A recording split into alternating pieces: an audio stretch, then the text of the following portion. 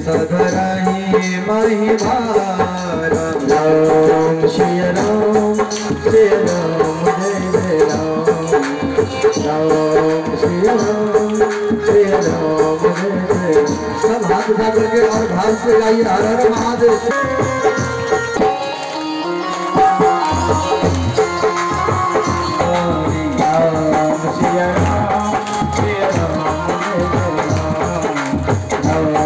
श्री राम श्री राम जय जय राम।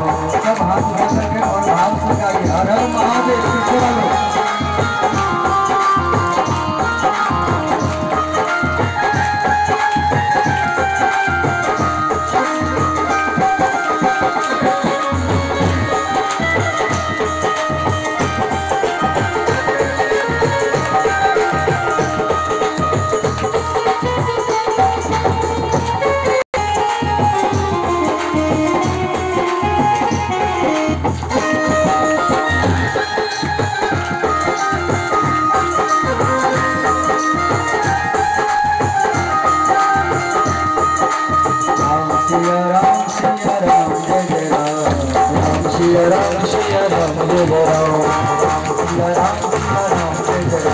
राम राम राम श्री राम जय जय राम।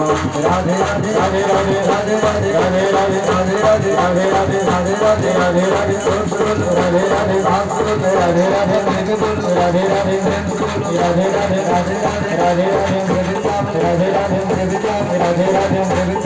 राधे राधे राधे राधे राधे राधे हर हर महादेव। इस प्रकार का नारायण भगवान के नाम से ब्रह्मा जी का उत्पत्ति हुआ और भगवान नारायण कह रहे हैं इस संसार में जो कुछ दिखाई दे रहा है मैं ही दिखाई दे रहा। पहले मैं ही था और अभी भी मैं ही हूँ और बाद में मैं ही रहूंगा। तो इस प्रकार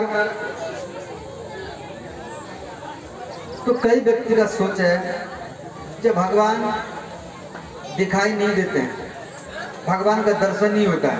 ध्यान देना, भगवान दिखाई भी देते हैं, भगवान का दर्शन भी होता है, परंतु भगवान का दर्शन जो होता है वो तत्काल होता है।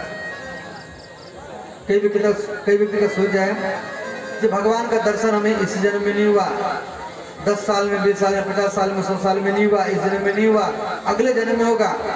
यदि आप ऐसा सोच रखेंगे तो आपको भगवान कभी भी दर्शन नहीं देंगे। भगवान आपको दर्शन क्यों नहीं देते हैं? तो भगवान को आप ढूंढते हैं, इसलिए भगवान आपको नहीं मिलते हैं। भगवान आपको दर्शन देने के लिए ना हरिद्वार से आएंगे, ना वृंदावन से, ना ऋषिकेश से, ना अयोध्या से, ना काशी से। भगवान आपको दर्शन देने के लिए आपके अंदर से ही प्रकट होंगे। संतों का वाणी है, निज तन में खोज सज्जन, निज मन अपना, तन मन शरीर। आपके शरीर में वो परमात्मा है, फिर भी आप उसको ढूंढ रहे हैं इधर उधर, इसलिए आपको भगवान दिखाई नहीं देते हैं। संतों का वाणी है, निज तन में खोज सज्जन, बाहर न खोजना, अपने ही घट में हरि है, अपने में खोजना। अपने में तो आप खोजते नहीं है, आप मंदिर में, जंगल में, पहाड़ में, ऋषिकेश में, हरिद्वार में, वृंदावन में खोजते रहते हैं भगवान को, परंतु भगवान आपको मिलते नहीं है। तो भगवान क्यों नहीं मिलते हैं? आप भगवान को ढूंढते हैं, इसलिए भगवान नहीं मिलते हैं। क्यों? आपके अंदर विश्वास नहीं है, श्रद्धा नहीं है। भगवान से आप अलग हो ही नहीं सकते हैं। 24 घंटा आपके पास में भगवान रहते हैं। अगर कोई 24 घंटा रहता आपके साथ में, वो भगवान रहता है। आप भगवान से कभी अलग हो ही नहीं सकते। आप जहां भी है, जैसे भी है, देश में, विदेश में, 24 घंटा आपके साथ भगवान रहते हैं और भगवान से आप अलग हो ही नहीं सकते। जैसे आपका जन्म नहीं हुआ था तो आप किसके थे? जब आपका जन्म नहीं हुआ था तो आप किसके थे? आप भगवान के थे। और आपका जन्म माता पिता के सहयोग से हो गया तो आप उस माता पिता को अपना मान लेते हैं। और वो माता पिता भी आपको अपना बेटा बेटी मान लेते हैं। जब आपके माता पिता का जन्म नहीं हुआ था तो आप किसके थे? आप भगवान के थे, भगवान के हैं और भगवान के ही रहेंगे। ईश्वर अंश जीव अविनाशी। हम लोग किसका अंश है? तो ईश्वर माने भगवान, हम लोग भगवान के अंश हैं। इसीलिए तो भगवान को कहाँ से, भगवान को ढूंढेंगे तो कहाँ से मिलेगा? जैसे जल के अंदर में मछली है, जल के अंदर में मछली है, वो फिर भी मछली जल को ढूंढ रहा है कि जल कहाँ है। उसी प्रकार आपके अंदर में भगवान है और आप भगवान को ढूंढ रहे हैं। तो मछली जैसा आपका सोच है, और मछली को जल से बाहर निकाल दो तो फिर पता चल जाता है जल कहाँ। उसी प्रकार आपके अंदर से भगवान चले जाएंगे तो फिर आप मछली जैसा आपका हाल हो जाएगा। इसीलिए आपके अंदर में विश्वास नहीं है, श्रद्धा नहीं है, लालसा नहीं है। लालसा क्या है? आप यहाँ घर द्वार को छोड़ कर आए पंडाल में, किस लिए? आपके अंदर में एक लालसा पैदा हुआ। कैसा लालसा पैदा हुआ? तो भागवत सुनने की लालसा। भागवत मुख्य नहीं है, भागवत मुख्य नहीं है। मुख्य क्या है? तो भागवत सुनने की लालसा जो आपके अंदर पैदा हुआ वही मुख्य है, और वही लालसा आपको यहाँ तक लाया है पंडाल में। और यहाँ किस लिए आए हैं? किस लालसा से आए? तो भागवत सुनने की लालसा से आए। कोई बच्चों को छोड़ करके, कोई पति को छोड़ करके, कोई पत्नी को छोड़ करके, कोई भोजन को छोड़ करके, कोई घर द्वार को छोड़ करके पंडाल में आए भागवत सुनने की लालसा से।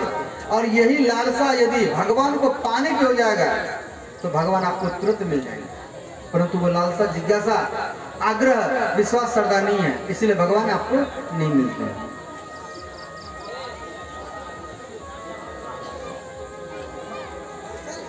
सोई जाने जो देहु जनाए, जानत तुम ही हो जाए। भगवान के बारे में कौन जनाएगा? जो जानता हो। और जो एक बार भगवान को जान लेगा फिर उसको संसार में जानने के लिए कुछ भी नहीं बचता श्रोता। ऐसे गोस्वामी तुलसीदास जी महाराज चित्रकूट के घाट पर भई संतन की भीड़, तुलसीदास चंदन घिसे तिलक देत रघुवीर।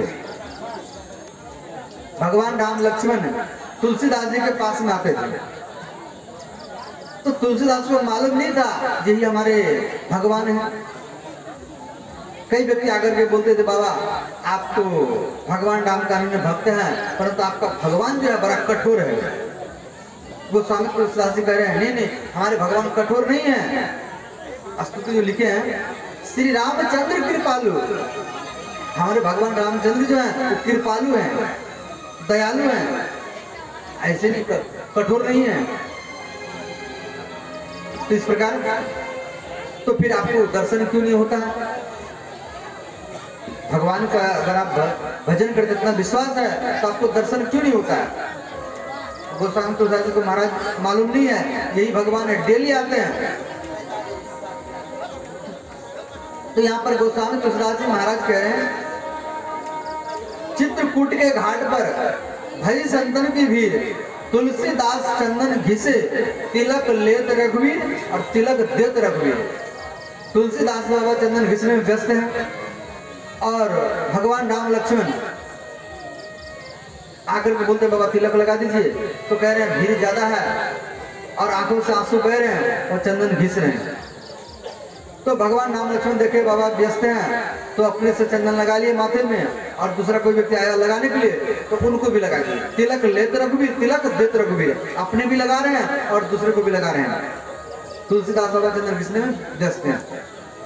तो यहाँ पर हनुमान जी गुरु का काम किए हैं। क्या गुरु का काम किए हैं?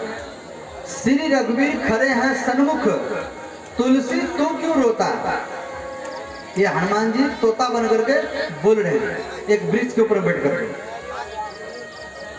श्री रघुवीर खड़े हैं सन्मुख, तुलसी तो क्यों रोता। सकल करो जो हनुमान जी बोले बन करके तोता। हनुमान जी कह रहे हैं तुलसी आप क्यों रो रहे हैं, आपके सामने भगवान खड़े हैं। तो अंतिम में तुलसीदास जी भगवान को पहचान नहीं थी। तो गुरु होना अति आवश्यक है।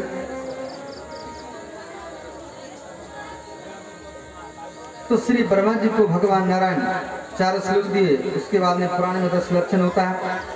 सर्ग विसर्ग स्थान पोषण उक्ति मनमंत्र कथा ईशानु कथा निरोध मुक्ति आश्रय 10 लक्षण होता है, परंतु भागवत में 2 लक्षण ज्यादा है, इसलिए भागवत को महापुराण कहा गया। श्रीमद् भागवत के 3रे स्कंद में विदुर मैत्री संवाद है। विदुर जी महाराज मैत्री मुनि को श्री हरिद्वार के तट पर प्रश्न किए हैं, जो समय क्या है, ध्यान देना, समय क्या है। जो एक बार समय चला गया वो दोबारा वापस लौट करके नहीं आएगा। आपके हाथ से धन चला जाएगा, वो बाद में धन आ जाएगा आपके हाथ में। आप बीमार पड़ेंगे तो दवाई खा करके ठीक हो सकते हैं, परंतु जो समय चला गया वो समय बाद में लौट करके नहीं आएगा। इसीलिए समय का सदुपयोग करना चाहिए, समय का दुरुपयोग करना नहीं चाहिए। जो समय का सदुपयोग किया है वही अपने समाज, अपने आप को परिवर्तन किया है, वही अपने परिवार को परिवर्तन किया है, वही अपने समाज को परिवर्तन किया है, अपने प्रखंड को, जिला को, देश को, और वही इतिहास में, देश में एक नया इतिहास ही बनाया है जो समय का सदुपयोग किया है। और कई व्यक्ति समय का दुरुपयोग करते हैं। कैसे?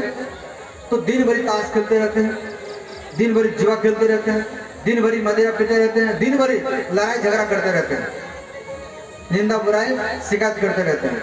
तो ये समय का दुरुपयोग होता है।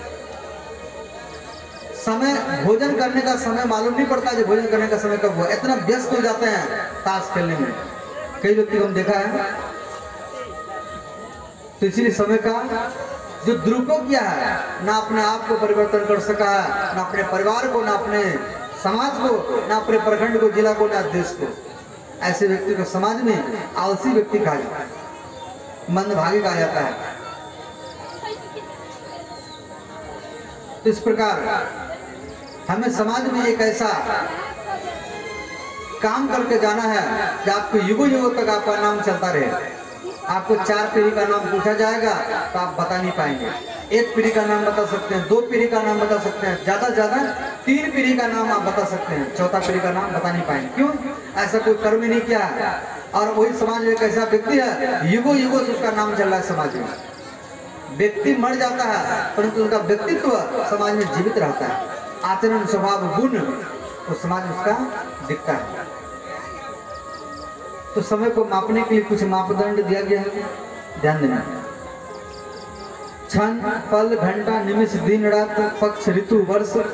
जब पृथ्वी पर 1 वर्ष होता है तो देवताओं का 1 दिन होता है, और यहाँ पर 60 वर्ष होगा तो देवताओं का 1 वर्ष होगा। जब पृथ्वी में 990 वर्ष होगा तो ध्रुव लोक में 1 वर्ष होगा। तो इस प्रकार कलयुग का आयु 4,32,000 वर्ष। कली का 2 गुना है द्वापर, 8,64,000 वर्ष। द्वापर का 3 गुना है त्रेता, तो 12,96,000 वर्ष। और त्रेता का 4 गुना है सतयुग, तो 17,28,000 वर्ष का होता है, जिसको कहा जाता है 1 चतुर्युगी। और यह सतयुग, त्रेता, द्वापर के लिए 1000 बार बीतेगा तो ब्रह्मा जी का दिन 12 घंटा का होता है। भगवान विष्णु का 1 प्रहर होगा, भगवान शिव जी का 1 क्षण होगा। समझ गए? इतना बड़ा दिन रात होता है श्रोताओं।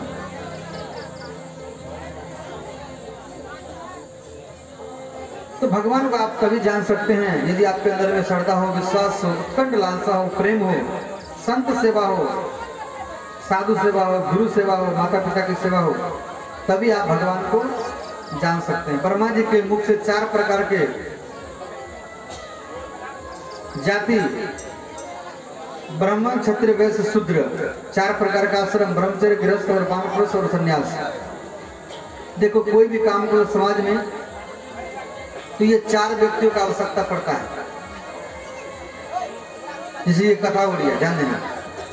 तो इस पंडाल में शूद्र जो है वो जन्म से नहीं है, वो कर्म से है। जैसे आप लोग देखते होंगे रोड में झाड़ू लगाता है तो हम लोग उसको समझ आते हैं ये शूद्र है, वो कर्म से, जन्म से नहीं है। तो पंडाल में झाड़ू लगाना, दरी बिछाना, तो उसको हम छोटा समझते हैं, वो छोटा नहीं है, सबसे बड़ा है। व्यास गद्दी में जो बैठ करके बोलता है और उसको जो पुण्य मिलता है, वही एक पंडाल में झाड़ू जो लगाता है, वही पुण्य उसको भी मिल जाता है। उसके बाद में क्षत्रिय किसको बोलते हैं? जिसे कथा हो रही है तो पंडाल के चारों तरफ कार्यकर्ता घूम करके देख रेख करते हैं, सुरक्षा सेवा। कोई बच्चा लड़ाई झगड़ा ना करे, हल्ला गुल्ला ना करे, शोर शराबा ना हो, ये देख रेख करना, सुरक्षा करना, तो ये क्षत्रियों का काम है। भले वो कोई जाति से हो, जिसे देश के मिलिट्री सेना सिपाही हैं, बॉर्डर पर पहरा लगा रहे हैं, तो भले कोई जाति से है, उसको क्षत्रिय कहा जाता है। उसके बाद में है वैश्य, जैसे आपके गांव में डीलर है, चावल चीनी तेल आपको देते हैं, उसको वैश्य कहा जाता है। उसी प्रकार भागवत में भी चावल का व्यवस्था करना, भोजन का, डीजल का, पंडाल का, लाइट का, माइक का सारा व्यवस्था करना, ये वैश्यों का काम है। और उसमें सारा व्यवस्था हो गया, लाइट का, डीजल का, भोजन का, पंडाल का। उसके बाद में व्यास का दिन बोलने वाला ना हो तो अच्छा नहीं लगता है, तो व्यास गद्दी में जो बोलता है उसको ब्राह्मण कहा जाता है।